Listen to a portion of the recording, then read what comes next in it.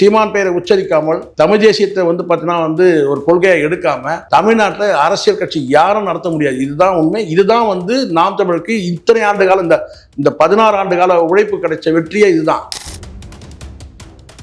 2025 கட்சி இருக்காதுன்னு சொல்லி பேசும்போது அப்போ சொல்றாரு, சீமான் செத்தாலும் பார்த்தீங்கன்னா கட்சி இருக்கும். ஒரு வார்த்தை சொல்றாரு, உச்சபட்சம் சீமான் சொல்லக்கூடிய வார்த்தை, அடிச்சிடலாம் ஒழிச்சிடலாம் நீங்க நினைச்சிடாதீங்க. தமிழ் தேசியம் இந்த தமிழ்நாட்டை ஆளும். எனக்கு எண்ணம், என் கனவு, என் கவலை, என் உணர்வு அது பார்த்தீங்கன்னா புதைச்சிக்கிட்டு இன்னும் உள்ள எரிஞ்சிக்கிட்டே இருக்குது. பெரியார் என்ற ஒரு மனிதரை தொடாம இங்க திராவிட கட்சிகள் இல்லை. அந்த நிலை உருவாகும். இங்க சீமானை தொடாம தமிழ் தேசியத்தை தொடாம எதிர்காலத்துல யாருமே அரசியல் பண்ண முடியாத ஒரு சூழல் ஒண்ணு இருக்கு. ஒரு காலம் இருக்கு. ஏன் இன்னைக்கு பார்த்தீங்கன்னா தமிழ் தேசியன்ற ஒரு வார்த்தை ஒரு கண்ணுன்னு சொன்னது எதனால? விஜய் நீதான் பெரிய கல்ட்டாச்சே, பெரிய ஆளுமையாச்சே, ஏன் தமிழ் தேசியம் ஒரு கண்ணுன்னு சொன்ன? தமிழ் தேசிய கொள்கையில முழங்காமல் எந்த ஆம்பளையும் பார்த்தீங்கன்னா அரசியல் கட்சி நடத்தவங்க. நான் சொல்றேன், ஜான் என்கிட்ட பகிர்ந்த ஒரு விஷயம், முக்கியமான விஷயம், நாம் தமிழ் கட்சிக்கு அத்தனை பேரும் பார்க்கணும். என்கிட்ட ஜான் என்கிட்ட சொன்னது, நாளைக்கு ஆட்சி அமைச்சருமா சார் தமிழ் தேசியம் தெரியாது, ஆனால் விதைக்கிறோம், நம்பிக்கையோட தானே விதைக்கிறோம். இப்போ இந்த தமிழ் தேசிய கருத்துல சீமான் விதைக்கிறது அத்தனையும் பார்த்தீங்கன்னா விதைகள் தான். யார் இதை எப்போ இது முளைச்சி வெளியே எப்போ பயிராகி யார் அறுவடை செய்யணும் தெரியாது, ஆனால் விதைக்கிறோம். அரசியல் பேரவையினர்களுக்கு அன்பான வணக்கங்கள். முதலமைச்சர் அவர்கள் பதவியேற்று பல விமர்சனங்களும் விழுது, பல விஷயங்களும் இங்கே நடந்துட்டு இருக்கு தமிழ்நாட்டில். ஆனால் குறிப்பிட்டு நாம் தமிழர் கட்சி ஒருங்கிணைப்பாளர் சீமான் அவர்கள் எதுக்கு இந்த அளவுக்கு ஒரு விமர்சனம், ஏன் இந்த கோபம், இது சம்பந்தமா நம்ம சேனல் நேயர்களுக்காக பேசுறது திரு சேகுவார ஜெய்சங்கர் சார் அவர்கள். அவரோட கேட்பது நிறைய கேள்விக்கு வாங்க கேட்டு வச்சுப்போம். சார் வணக்கம். வணக்கம் சார். வணக்கம் சார். நான் சீமான் அவர்களுடைய ஸ்பீச்சை ஃபுல்லாக பார்த்தேன். எனக்கு முக்கியமாக பல விஷயங்கள் இருந்தாலும் ஒரு கேள்வி மட்டும் கேட்க தோணுது. என்னன்னா, பொலிவியா நாட்டில் குடிநீர் பிரச்சனை இப்படி இருக்கு, அது ஏதோ எக்ஸாம்பிளுக்கு போட்டுலாம் காமிச்சிருக்காராம். அது எந்த மீடியாவுமே காட்டலையாம். அவர் சொல்லியிருந்தார், நீங்க கவனிச்சுப்பீங்கன்னு நினைக்கிறேன். குடிநீர் பிரச்சனை இருக்கு, இதனால தேவையில்லாம இஷ்யூ வரும், குழந்தைகள் பிறப்பது, அந்த இது எல்லாமே சொல்லியிருக்காரு. அறிவு சார்ந்த விஷயங்கள், மக்களுடைய உயிர் பாதுகாப்பு சம்பந்தமான விஷயங்களை பேசியிருக்கேன். அதை ஒரு மீடியாவும் காட்டல. விஜய் அவர்கள் வெளியில அதை வந்துட்டார், மேல தலையை தூக்குறார், கீழே தலையை தூக்குறார், வர்றார் போறார், இதுதான் காமிச்சிங்க அப்படின்ற மாதிரி சொன்னார். எனக்கு 1000 விஷயங்கள் இருக்கட்டும், மற்ற விஷயங்கள் வெளிப்படையா மக்களுக்கே தெரியும், யாரும் பேச காட்ட மாட்டாங்க, இது மாட்டாங்க காட்டுறாங்க. ஆனா அந்த விஷயம், மக்களோட உயிர் பிரச்சனை விஷயத்த சொல்லியிருக்காருல்ல, இதை கூடமா ஒரு மீடியாக்கள் காட்ட முடியாது. மேனிஃபெஸ்டோ இருக்குல்ல, இப்போ தேர்தல், அந்த மேனிஃபெஸ்டோ ஃபுல்லா நீங்க பாத்தீங்கன்னா நாம் தமிழ் கட்சி சொல்றீங்களா? நாம் தமிழ் கட்சி. ஆமா. வேற யார் சார் மேனிஃபெஸ்டோ? வேற என்ன சார்? நீங்க பயங்கரமா காமெடி பண்றீங்க சார். தேர்தல் வரைவு அறிக்கைனா அது பாத்தீங்கன்னா, நீங்க இந்தியாவில் தமிழ்நாட்டில் இந்தியாவிலேயே தேர்தல் வரைவு அறிக்கைனா அது நாம் தமிழுடைய கட்சியோட தேர்தல் வரைவு அறிக்கை. அதான் நான் முதல்ல அறிக்கை வெளியிடும் போது நான் தான் முதல்ல சொன்ன ஒரு வார்த்தை என்னன்னு கேட்டா, எப்படி குர்ஆன் எப்படியோ, எப்படி பைபிள் எப்படியோ, எப்படி பகவத்கீதை எப்படியோ, அப்படிதான் இது தமிழ் தேசியத்தோட ஒரு குர்ஆன், ஒரு பைபிள், ஒரு பகவத்கீதை, அப்படிதான் நான் சொன்னேன். இது ஏதோ ஒரு வாய் வார்த்தைக்காக இல்லை சார். நீங்கள் ஏன்னா அதை நீங்கள் புரட்டி பார்த்தீங்கன்னா தெரியும் சார், அவ்வளோ விஷயங்கள் அதில் இருக்குது சார். அதை ஒட்டு மொத்தமாக ஒரு மிகப்பெரிய ஒரு விவாத பொருளாக எடுத்து இந்த ஊடகங்கள், அத்தனை ஊடகங்களும் ஒரு விவாத பொருளாக எடுத்து பேசியிருக்கணும். ஆனால் யாரும் அதை பற்றி பேசவே இல்லை, எந்த ஊடகமும் பேசவே இல்லை. தேர்தல் வரைவு அறிக்கைன்னா அப்படி ஒரு வரைவு அறிக்கை நீங்கள் பார்க்க முடியாது. கடந்த காலத்தில் சில நேரம் நம்ம இதை சொல்லிதான் ஆகணும். பாமகவுடைய வரைவு அறிக்கைன்றது ஏன் ஒரு மாடல் பட்ஜெட்டே போடுவாங்க அவங்க. அது பார்த்தீங்கன்னா ஒரு தமிழ்நாடு.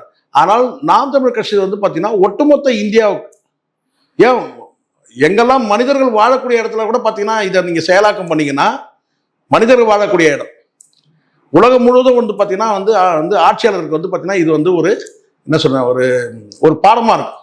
பாடம் தான் முழுக்க. இது சும்மா ஒரு வரைவு அறிக்கை கிடையாது. அப்படிப்பட்ட தேர்தல் அறிக்கையை பெரிய விவாத பொருளாக எடுத்து டீகோடிங் பண்ணியிருக்கணும் பத்திரிகை. யாரும் அதை பண்ணவே கிடையாது. அதுக்கு காரணம் கேட்டீங்கன்னா, இதெல்லாம் பேசணும், இதெல்லாம் பேசக்கூடாது முடிவு பண்றது யார் தெரியுமா சார்? ஆளுங்கட்சி அல்லது ஆள போற கட்சி. ஏன்னா அவன் தான் பணம் தரான். அந்த பணத்தை வாங்கிக்கிட்டு அவரு வானத்தை பார்த்தார், பூமியை பார்த்தார், திரும்பி பார்த்தார். ஒரு தொலைக்காட்சி தைரியமா பேர் சொல்லியே சார், அதுதான் நான் சொல்றேன். பர்டிகுலரா நான் சொல்றேன். ஏன் இதுல என்ன சார் பயன்? 4 ஊடகங்கள், ஏன் 5 ஊடகங்கள் சொல்ல முடியும்? இந்த தந்தி, பாலிமர், இந்த புதிய தலைமுறை, நியூஸ் தமிழ், சத்தியம் 5 ஊடகங்களும் நாம மட்டும்தான் சார் சொல்ல முடியும். ஆம்பளைகள் மட்டும்தான் பேரை சொல்றாரு. அதான் சீமான் பேரை சொல்றாரு. வழக்கு போட்டு போறாங்க சார்.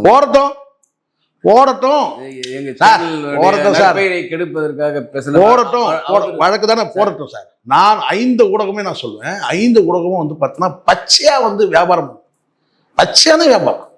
நிமிர்ந்தார், பூமியை பார்த்தார், திரும்பி பார்த்தார், இடது பக்கம் பார்த்தார், வலது பக்கம் பார்த்தார், இதே சொல்லிட்டு கிடக்கிறார். கோட்டு போட்டாரு, பொட்டு வச்சார், புடுங்கினாரு. இதைத்தானே சார் சொல்லுங்க. தேவையில்லாத உண்மையான பேச்சு நான் பேசு. இது வந்து நடந்துதா இல்லையா? நடந்துதா இல்லையா? இது கொஞ்சம் அதிகப்படியாக கரெக்டா சொல்றேன் நான். கரெக்டா இதெல்லாம் பண்ணாங்களா இல்லையா சார்? இது கம்மி நான் சொல்றது. இதோட அப்படிலாம் இருந்துச்சு. சற்று முன் அதிர்ச்சி செய்தி, உடனே அடுத்த ஒரு 10 நிமிஷம் மகிழ்ச்சி செய்தி, திரும்ப பரபரப்பை கிளப்பிய விஜய், பிளாஸ்ட் வெடித்து சிதறிய விஜய், ஆக்ரோஷமான விஜய், ஆவேசமான விஜய், ஆபாசமா பேசுற விஜய். அதை சொல்லியிருக்கணும். உண்மையா இல்லையா? ஆபாசமா பேசுற விஜய ஆக்ரோஷமா பேசுற விஜய்னு போடுறான். இதுக்கு நீங்க என்ன சொல்லுவீங்க சார்? இதெல்லாம் ஒரு விஷயம் நல்லா சொன்னீங்க சார். இன்னைக்கு இந்த சிறை பார்த்து இந்த பயப்படுறதெல்லாம் நம்ம கிடையாது சார். உள்ளபடியே ஒப்பனா சொல்றேன். மனசாட்சிக்காக பேசுறோம். வன்மத்தில் பேசினா நீங்க சொல்லுங்க, ஏங்க நீங்க ஆளுங்கட்சி மீது ஒரு வன்மத்தை கொட்டுறீங்க? இன்னைக்கும் எனக்கு நண்பர்கள் இருக்கிறாங்க அந்த கட்சியில. தாவேக்காலேயே என்னுடைய நெருங்கிய நண்பர்கள் இருக்கிறாங்க. நண்பர்கள் அவ்வளவுதான். இது இங்க கொள்கை சார்ந்து நீங்க வர முடியாது, நீங்க கிட்ட நெருங்க முடியாது. நண்பர்கள். ஜான் ஆரோக்கியமே என் நண்பர் தான். இப்போ நீங்க கொள்கைன்னு சொல்லும் போதே ஒரு விஷயம் டக்குன்னு கேட்க தோணுது. கவர்ச்சி இல்லாம வந்துன்னா நீங்க எப்படி வந்தீங்க? அந்த கட்சிக்கு ஒருத்தர் பதில் சொல்லுங்கன்றாரு சீமான். அதுதான் சார் நான் தான் சார். இப்போ நானும் வந்து தம்பி மாதேஷ் கிட்ட நான் பேசும்போது 2 பேருக்கும் மாதேஷ் வந்து விட்டு கொடுக்க மாட்டார். அப்படி ஒரு நெறியாளர் வந்து பார்த்தா வந்து தாவேக்காவை விட்டு கொடுக்காம கேட்பாரு. அது வந்து அவருடைய இயல்பு. அதுக்காக ஆதரவாளர் என்ற அந்த இதில் நான் பேசுறேன். ஆனால் விட்டு கொடுக்காம வந்து ஒரு நேர்மையான ஒரு ஊடகவியலாளர் தான் நான் மாதேஷை பார்க்குறேன். மாதேஷிட்ட பேசும்போது நான் சொன்னேன், ஒரே ஒரு கவர்ச்சி இல்லாத ஒரு அம்சத்தை சொல்லுங்க, நீங்க சொல்லுங்கன்னு கேட்டேன். கவர்ச்சி கிடையாது சார், கவர்ச்சியில நீங்க ஜெயிக்கல சார். நீங்க சொல்றீங்க நான் கவர்ச்சியில ஜெயிக்க, அதே கவர்ச்சியில ஜெயிக்கல, வேற என்ன சிறப்பு அம்சம்? அதனால தான் நான் சொன்னேன், அந்த வடிவேல் சொன்ன காமெடி வச்சு எதிராச்சலம் அவங்ககிட்ட ஹெவியா லைக் பண்ண வச்சு மாமாவன் கேட்பார்ல, அந்த மாதிரி தான் இப்போ கேட்க வேண்டியதா இருக்கு. யாரு விஜய் நம்ம கேட்க வேண்டிய கேள்வினா, மாண்புமிகு முதலமைச்சர் விஜய் அவர்களை மரியாதையாவே நான் கேட்க, மாண்புமிகு முதலமைச்சர் விஜய் அவர்களை இன்னொரு விஷயம் சொல்லுவாங்களுக்கு, முதல்ல வந்து பார்த்தீங்கன்னா இந்த ஊடகங்களை பேசும்போது அதில் ஒரு பெருமை இருக்கு எனக்கு.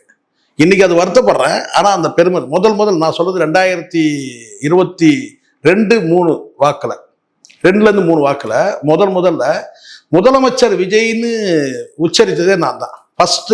எதுக்காக அப்படி சொன்னீங்க? அன்னைக்கு உள்ள ஊடகம் கேள்வி கேட்கும்போது அரசியல் கட்சி தொடங்க போறாருன்னு சொல்லி கேட்டேன். கூத்தாடிகள் சொல்லி திமுக விமர்சனம் போது அப்ப நான் கேட்ட கேள்வி என்னன்னு கேட்டீங்கன்னா, கூத்தாடினா ஸ்டாலின் கூத்தாடி இல்லையா, உதயநிதி கூத்தாடி இல்லையா, கலைஞர் கருணாநிதி கூத்தாடி இல்லையான்னு சொல்லி கேட்டேன். கேட்ட அந்த ஆங்கர் கூட இன்னைக்கு வந்து பார்த்தீங்கன்னா வாய்ஸ் ஆஃப் காமன்ல தான் இருக்கிறார்.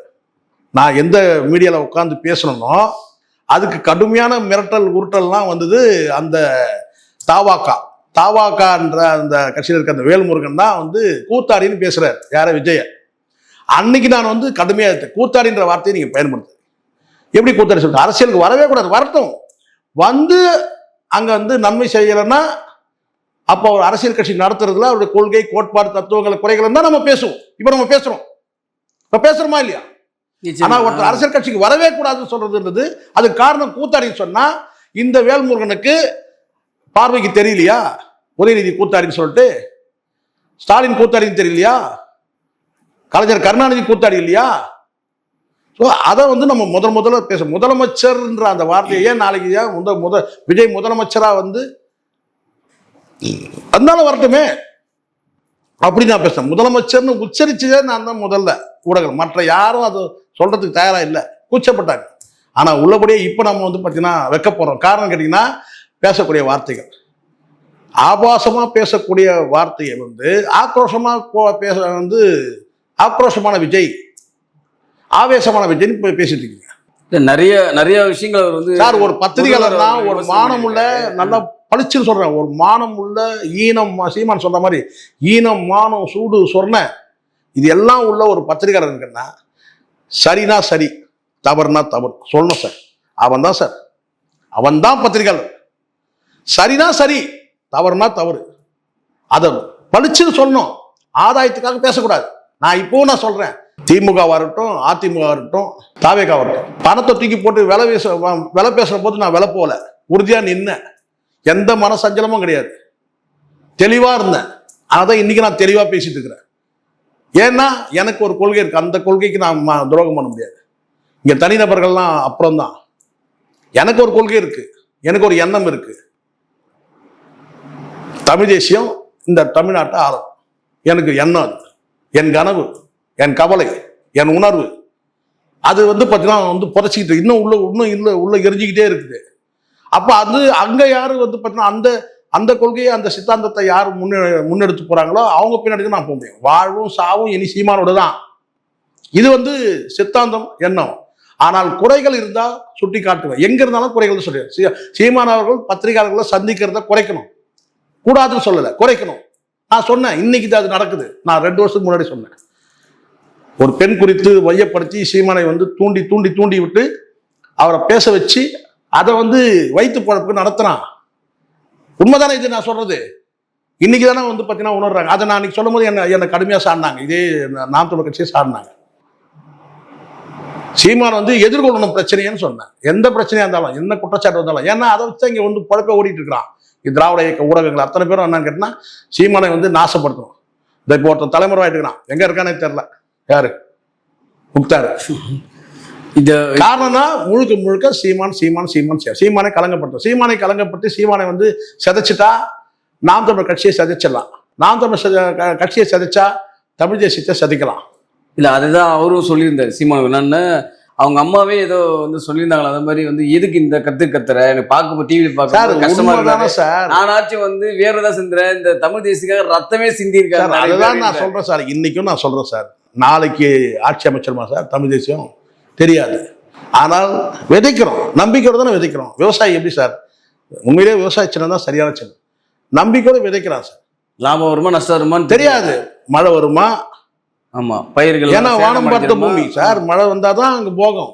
நம்பிக்கை தான், மழை பெய்யும் நம்பிக்கை. இந்தந்த சீசன்ல மழை பெய்யும் நம்பிக்கை, சரிங்களா? அறுவடை சீசன்ல மழை பெய்யாம இருந்தாதான் நல்லது.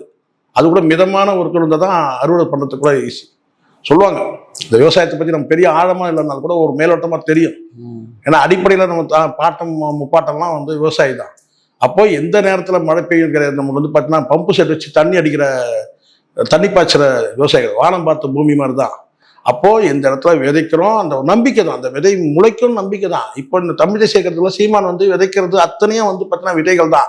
யார் இதை எப்போ இது முளைச்சி வெளியே எப்போ பயிராகி யார் அறுவடை செய்யணும் தெரியாது. ஆனால் விதைக்கணும். 70 ஆண்டு காலத்துக்கு முன்னாடி பார்த்தீங்கன்னா காங்கிரஸ் விலைக்கு திராவிடம்ன்ற பார்த்தீங்கன்னா ஒரு என்ன சொன்ன ஒரு சித்தாந்தத்தை உருவாக்கி இன்னைக்கு பார்த்தீங்கன்னா பெரியார் என்ற ஒரு மனிதனை தொடாம இங்க திராவிட கட்சிகள் இல்லை. பெரியார் என்ற மனிதனை தொட்டாதான் திராவிட கட்சிகள். அந்த நிலை உருவாகும். இங்க சீமானை தொடாம, தமிழ் தேசியத்தை தொடாம எதிர்காலத்துல யாருமே அரசியல் பண்ண முடியாத ஒரு சூழல் ஒண்ணு இருக்கு. ஒரு காலம் இருக்கு. சீமானை சீமான் என்ற பெயரை உச்சரிக்காமல், தமிழ் தேசிய என்ற வார்த்தையை உச்சரிக்காமல், கொள்கையை முழங்காமல் யாருமே தமிழ்நாட்டில் அரசியல் பண்ண முடியாது. இன்னைக்கு வரக்கூடிய ஏன் இன்னைக்கு பார்த்தீங்கன்னா தமிழ் தேசிய என்ற ஒரு வார்த்தை ஒரு கண்ணுன்னு சொன்னது எதனால? விஜய் நீதான் பெரிய கல்ட்டாச்சே, பெரிய ஆளுமையாச்சே, ஏன் தமிழ் தேசியம் ஒரு கண்ணுன்னு சொன்ன? சொல்லிட்டு அந்த கண்ணை மூடிட்டு தமிழ் தாய் வாழ்த்து 3வது இடத்துக்கு போயிடுச்சு. ஆனால் அந்த தமிழ் தேசியன்ற ஒரு வார்த்தை எதுக்காக உச்சரிச்சு? ஏன்னா தமிழ் தேசியன்றது அந்த வார்த்தை இல்லை, அது ஒரு கொள்கை. அதை நீ முழங்காமல் இங்க எந்த ஆம்பளையும் அரசியல் கட்சி நடத்தக்கூடிய தமிழ்நாட்டில் நீங்க வேணா பாருங்க. நாளைக்கே அண்ணாமலை ஒரு கட்சி தொடங்க சொல்றாங்கல்ல, அங்க பாருங்க, அப்ப பாருங்க தெரியும். எல்லாரையும் எடுத்து பாரு கையில வருது. அவரும் தமிழ் பாருங்க நடக்குதே. தமிழ் தேசியத்தை உச்சரிக்காம தமிழ் தேசியம், ஏன்னா 1.5 லட்சம் பேரை பார்த்தீங்கன்னா விதைக்கப்பட்டிருக்கிறாங்க சார். அது எங்கனா இருக்கட்டும் சார், இலங்கைனா இருக்கட்டும், லண்டன்ல இருக்கட்டும், எங்கனா இருக்கட்டும் சார். 1.5 லட்சம் பேர் பூமியில பார்த்தீங்கன்னா விதையா இருக்கிறாங்க. தமிழ் தேசிய கொள்கையில முழங்காமல் எந்த ஆம்பளையும் பார்த்தீங்கன்னா அரசியல் கட்சி நடத்த நான் சொல்றேன் நடக்கும். நீங்க பொறுத்து பாருங்க. ஆனால் எல்லாம் வார்த்தையா சொல்லலாம், கொள்கையில நீங்க நடைமுறைப்படுத்த முடியுமா? அது பார்த்தீங்கன்னா சீமான் நாம் தமிழர் கட்சியை தவிர வேற யாரும் பேரளவுக்கு நீங்க ஓட்டு பொறுக்கிறதுக்காக நீங்க சொல்லிக்கலாம். தமிழ் தேசியன்ற வார்த்தையை சொல்லிக்கலாம். என்ன தமிழை முழங்கலாம் எல்லாம் பண்ணலாம், ஓட்டு பொறுக்கிறதுக்காக. இன்னைக்கு என்ன ஆச்சு? தமிழ் தேசியம் ஒரு கண்ணுன்னு சொன்னேன், தமிழ் தாய் வாழ்த்து 3வது இடத்துக்கு போயிடுச்சு. கேட்டா எங்களால பேச முடியாதுன்ற, சொல்ல முடியாதுன்ற. வந்தே மாதரம் முதல் இடத்துக்கு வந்துடுச்சு சார். தேசிய பாடல் வேற, தேசிய கீதம். தேசிய கீதத்தை கூட சொல்லி பண்ணா ஓரளவுக்கு நம்ம அதை டைஜஸ்ட் பண்ணிக்கிறது ரொம்ப கஷ்டம். ஆனால் தேசிய பாடல், தேசிய கீதம், அதுக்கப்புறம் தமிழ் தாய் வாழ்த்து. அப்போ 3வது இடம் இது. மாற்றாந்தாயை விட இது மாற்றாந்தாய்க்கு வந்து பார்த்தீங்கன்னா ஒரு ஸ்டெப் மதர். எப்படி இந்த மாற்றாந்தாய் என்ன செய்யணும்னா வந்து குழந்தைகளை பால்வாடியில் கொண்டு போய் விடுவாங்க, சரி அங்கன்வாடியில் கொண்டு போய் விடுவாங்க. அங்கே இருக்கிற ஒரு ஆயா தான் வந்து பார்த்தீங்கன்னா வந்து அந்த குழந்தைக்கு வந்து தேவையானதை செய்வாங்க. அப்படி ஆயிடுச்சு. ஏன்னா தாயே மாற்றாந்தாய், அதுக்கப்புறம் வந்து பார்த்தீங்கன்னா 2வது 3வதா போயிடுச்சு. அப்போ பாருங்க, வந்தே மாதரம் தேசிய பாடல், ஜனகணமன தேசிய கீதம், 3வதா தமிழ் தாய் வாழ்த்து. அந்த அளவுக்கு இன்னைக்கு வந்து தமிழ் வந்து புறந்தள்ளப்படுது. ஆனா கேட்கறதுக்கு ஒருத்தருக்கு நாதி இல்லை. சீமான் தவிர மீதி யாருங்கிற கூட்டணியில் இருக்கிற மானையின் இல்லாம இதை விட என்ன சொல்லணும்? நேற்று வரைக்கும் தமிழ் தமிழ் பேசின அத்தனை பேருமே கூட்டணியில் இருக்கிறான் சார். இது என்னங்க, இதுக்கு யாருக்கிட்ட போய் கேட்கறது, எங்க முறையிடுறது? வெறும் கண்டிச்சுட்டு கடந்து போறான். ஏன்னா கூட்டணி விட்டு வெளியே வந்து இந்த ஒரு காரணம் போதுமே கூட்டணி விட்டு வெளியே வரத்துக்கு வரமாட்டான். காரணம் சோஃபா வாங்கிட்டான். சரி, இப்போ வெறும் பிளாஸ்டிக் சேர்ல உட்கார்ந்தவனுக்கு சோஃபா கொடுத்தா எப்படி இருக்கும் சார்? அதுவும் உள்ள வந்து கரன்சி நோட்டுகளையும் தங்க பிஸ்கட்டுகளையும் அடக்கிட்டு அதுல உட்கார வச்சா எப்படி இருக்கும்? இதான் நடந்திருக்கு. இதான் சத்தியமான உண்மை. இல்லை, இப்போ அவர் சீமான் அவர்கள் வந்து இப்போ நிறைய பேசினாரு. இந்த தாவேக அரசையும் சரி, முதல்வர் விஜய் அவர்களையும் சரி, அந்த கட்சியை சார்ந்தவர்களும் சரி பயங்கரமா விமர்சனம் பண்ணியிருந்தாரு. நம்ம வந்து இறுதியாக ஒரே கேள்வி கேட்குறது என்னன்னா, முதலமைச்சர் அவர்களுக்கே அவரது வெற்றி பெற்ற வேட்பாளர்கள் பேர் தெரியாது, எந்தெந்த தொகுதியும் தெரியாது, எல்லாம் தெரிஞ்சு உண்மையான அவருக்கே தெரியாதுன்றாரு. உண்மைதானே சார்? 108 பேர் சொல்றாரு. வருத்தமே சொல்லுங்க பார்க்கலாம். சீமான் மீது எனக்கு ஒரு வருத்தம், ஒரு சின்ன வருத்தம் என்னன்னு கேட்டீங்கன்னா, 108 பேர் சொன்னார். அதான் சிக்கல். இல்ல அப்புறம் சொல்லிட்டேன் 18 பேர் தெரியாதுன்ற நானு. இல்ல அதையும் சொன்னாரு. 18 பேர் சொல்லுங்க. அதுதான் நான் சொல்றேன். 18 பேர் தெரியாது, 108 பேர் விட்டீங்க. 18 பேர் வரிசையா சொல்லுங்க பார்ப்போம். அந்த 8 கழிச்சிருங்க, முதல் 8 அதை கூட சொல்லிடுவீங்க. எப்படி? உஷியானது, ஆதவர்ஜனா, நிர்மல்குமார், செங்கோட்டையன், ராஜ்மோகன், அப்படி சொல்லலாம். 8 பேரை சொல்லலாம். அதுக்கப்புறம் அடுத்த ஒரு 10 பேர் சொல்லுங்க. அமைச்சரவையில் இருக்கிறாங்களா சார், அமைச்சர்களே தெரியாதுன்ற நானு. இதுதான் உண்மை. இப்ப புரியுதுங்களா? கலைஞர் கருணாநிதி தூக்கத்துல கேட்டா சொல்லக்கூடியவர், அவங்க பகுதி செயலாளருக்கு தெரிஞ்சு. அதுதான் சார் உங்களுக்கு இன்னும் கூட ஒரு படிவம் சொல்றேன். புலவர் இந்திரகுமாரின்னு ஒருத்தர் இருந்தாங்க. அண்ணா எம்ஜிஆர் அவர்கள் கூப்பிட்டு என்ன செஞ்சாங்கன்னா, மகளிர் அணி பதவி கொடுத்திருந்தாங்க. மகளிர் அணி என்ன ஸ்பெஷல் வந்து புலவர் இந்திரகுமாரி கிட்டே என்ன ஸ்பெஷல்? அந்த மீது ஒரு ஊழல் வழக்கு போட்டாங்க. அதுக்கப்புறம் அது என்ன தெரியல. அவங்க இப்போ வந்து பார்த்தா ஃபுல்லாக டார்க் இருட்டில் இருக்கிறாங்க, இங்கே இருக்கிறாங்கன்னு தெரியல. ஆனால் அந்த புலவர் இந்திரகுமாரின்ற வந்து இந்த புலவர்ன்ற அந்த பட்டத்தோட இருக்கக்கூடிய அந்த பேர் அவங்களுக்குள்ள அவங்க என்னன்னா ஸ்பெஷல்னா 156 மகளிர் அணி நிர்வாகிகள், 156 தூக்கத்துல கேட்டா சொல்லுவாங்களா. அந்த 156 மகளிர் அணி நிர்வாகிகள் அத்தனை பேருடைய பேரையும் வந்து பார்த்தீங்கன்னா எந்தெந்த பகுதி எந்தெந்த இடத்துல சொல்லி இரவு தூக்கத்துல கேட்டா சொல்லுவாங்களாம். அது எப்படிப்பட்ட ஆளுமை பாருங்க. எம்ஜிஆர் அவருக்கு தெரியாது. மகளிர் அணி நிர்வாகி ஒரு மாவட்டத்துல, ஒரு ஒன்றியத்துல, ஒரு பகுதியில யாரெல்லாம் இருக்கிறாங்கன்னு கேட்டா 156 பேரையும் வந்து பார்த்தீங்கன்னா வந்து மனப்படமா சொல்லுவாங்க. அவ்வளோ ஒரு ஆளுமை. அதே மாதிரி கலைஞர் கருணாநிதிக்கும் வந்து பார்த்தீங்கன்னா வட்டத்துல எந்தெந்த வட்டம் யார் யார் எங்கெங்கன்றத வந்து பார்த்தீங்கன்னா வந்து குறிப்பிட்டு சொல்றாங்க. ஒரு மாவட்டத்தில் நிர்வாகி வந்தா இந்த இடத்துல இவன் இருக்கானே அவன் இருக்கானேன்ற மாதிரி சொல்லுவாங்க. அந்த மாதிரி சொல்றாங்க. அதனால இன்னைக்கு இருக்கிற ஆட்சியாளர்கள் எல்லாருமே அப்படி நம்ம வந்து ஸ்டாலினுக்கு அது எந்த அளவுக்கு தெரியும், உதயநிதிக்கு எந்த அளவுக்கு தெரியும் நம்ம சொல்ல முடியாது, சர்டிஃபிகேட் கொடுக்க முடியாது. ஆனால் கடந்த காலத்தில் அப்படி இருந்தாங்க. ஆனால் இன்னைக்கு நான் சொல்றேன், நாம் தமிழர் கட்சியில வந்து பார்த்தீங்கன்னா தெளிவா தெரியும். காரணம் கேட்டீங்கன்னா எண்ணிக்கையில வந்து மந்தைகளை சேர்த்துக்கிறது பெருசு இல்லை சார். அதனால தான் வந்து இந்த இடத்துல நான் ஒரு விஷயம் சொன்னேன். ஜான் என்கிட்ட பகிர்ந்த ஒரு விஷயம், முக்கியமான விஷயம். நாம் தமிழர் கட்சியில் இருக்க அத்தனை பேரும் பார்க்கணும். நம்மை விட நம்மளை நாம வந்து கணிக்கிறத விட மாற்று கூடாரத்தில் இருக்கக்கூடிய ஒரு நபர் அவர் என்ன சொல்றாரு என்கிட்ட சொன்னது, ஜான் என்கிட்ட சொன்னது, ஒரு சின்ன கூட்டமா இருந்தாலும், நாம் தமிழர் கட்சி ஒரு சின்ன கூட்டமா இருந்தாலும் மிருக பலம் உள்ளது. பெரிய கூட்டம் சார், இது விசிலடிச்சாங்க வச்சுங்க, இவங்களை வந்து பார்த்தீங்கன்னா நல்வழிப்படுத்தி ஒழுங்குபடுத்துறது ரொம்ப தாமதமாகும். நாம் தமிழர் கட்சி சின்ன கூட்டம், ஆனால் சீமான் வந்து ஒரு மிருகம் மாதிரி, மிருக பலம் உள்ளவர். அதில் இருக்கிற அத்தனை பேரும் மிருக பலம் உள்ளவர். அதான் நான் ஒரு முறை பேசும்போது நான் சொன்னேன், ஸ்ட்ராட்டஜிஸ்ட் சொல்றாங்களே, நாம் தமிழர் கட்சியில் ஸ்ட்ராட்டஜிஸ்ட் யார் தெரியுமா?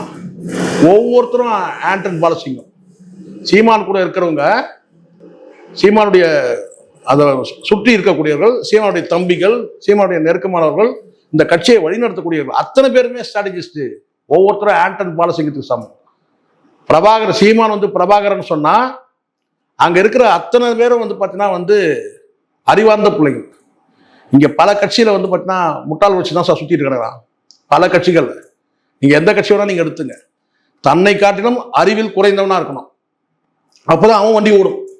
அறிவே இல்லாதவன். ஆமா, அறிவு இல்லாத ஒரு கூட்டத்தை வச்சுட்டு சுத்தி இருப்பான், அப்பதான் அவன் வந்து அங்க வந்து அறிவாளியா இருப்பான். புரியுதுங்களா சொல்றது? பாக்கியராஜோட அந்த ட்ரெண்ட் அது. பாக்கியராஜ் என்ன செய்வார் பாருங்க, அவர் தன்னை ஒரு பெரிய ஹீரோவா, ஒரு அழகான ஹீரோவா காட்டுறதுக்கு என்ன செய்வார் கேட்டா, கூட ஒரு காமெடின்னு வச்சுப்பார். அவன் வந்து மொக்கையா இருப்பான், ஆனா இவரே வந்து பார்த்தீங்கன்னா அப்போ வந்து பார்த்தீங்கன்னா மொக்கையா தான் இருப்பார். எது ஒரு ஹீரோவா, ஆனா இவரே ஹீரோவா நீங்க நினைக்கிறோம்னா கூட இருக்குல்ல, அதான் சொல்ற, ஒரு கோடு போட்டு பக்கத்துல வந்து ஒரு பெரிய கோடு போட்டு பக்கத்துல சின்ன கோடு போட்டு அந்த மாதிரி கதை தான் இதெல்லாம். அப்போ இந்த இடத்துல எல்லாம் அறிவற்ற கூட்டம், ஆனால் அறிவார்ந்த பிள்ளைகளோட, அறிவார்ந்த நபர்களோட, அறிவார்ந்த வேட்பாளர்கள் நிறுத்தி, அறிவார்ந்து வந்து பார்த்தீங்கன்னா வந்து மக்களை வந்து பார்த்தீங்கன்னா வந்து சந்திக்கக்கூடிய வந்து ஒவ்வொரு நபரையும் வச்சிருக்கிறாரு சீமான். அப்போ அதனால தான் நான் சொன்னேன், சீமான் பிரபாகரன்னா சுற்றி இருக்கிற அத்தனை பேரும் வந்து ஆண்டன் பாலசிங். அதுதான் வந்து ஜான் என்கிட்ட சொன்ன கேட்டா, ஒரு மிருக பலம் உள்ள சின்ன கூட்டம் தான், ஒரு மிருக பலம் உள்ள. ஏன்னா அவருக்கு தெரியுது. காரணம் கேட்டா, சீமானுக்கும் வந்து ஒரு பீரியட்ல ஒரு வேலை செஞ்சவர், குறிப்பிட்டது திருவொற்றியூர்ல நிற்கும் போது தான் வேலை செஞ்சு தொடர்ச்சியாக இருந்தா பார்த்தீங்கன்னா, அதுதான் இப்போ பிம்பம் கட்டமைக்கிறதுன்னு ஒன்று இருக்கு. அது முழுமையா வந்து ஜான் ஆரோக்கியசாமி எல்லாரும் வந்து கேலி கிண்டல் பண்ணாங்க. ஒரு கட்டத்துல என்ன சொன்னாங்கன்னா, அவர் வந்து அன்புமணியை வந்து நடுத்தரில் நிக்க வச்சாரு. கிடையாது, அன்புமணிக்கிட்டே நீ கட்சி முழுமையா இருக்கிறதுக்கு காரணமே வந்து பார்த்தீங்கன்னா ஜான் ஆரோக்கியசாமி தான். அப்பாவே ஓரம் கட்டியாச்சு. இன்னைக்கு வந்து அன்புமணி கிட்ட கட்சி இருக்குதுன்னா, பாமக இருக்குதுன்னா, அது காரணம் வந்து ஜான் ஆரோக்கியசாமி. உண்மை. பல பேர் கேலி கிண்டல் பண்ணாங்க. அதனால இது இன்னைக்கு சொல்லணும், அன்னைக்கே சொன்னேன்.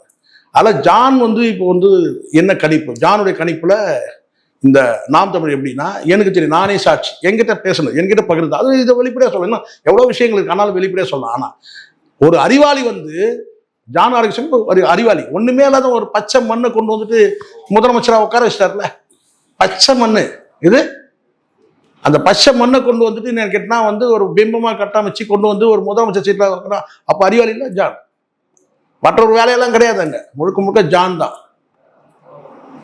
அதுதான் விஜய் முழுமையா வந்து ஜானை நம்புறதுக்கு காரணம் அதுதான். ரெண்டாவது, ஜான் விசுவாசி, தீவிரமான விசுவாசி.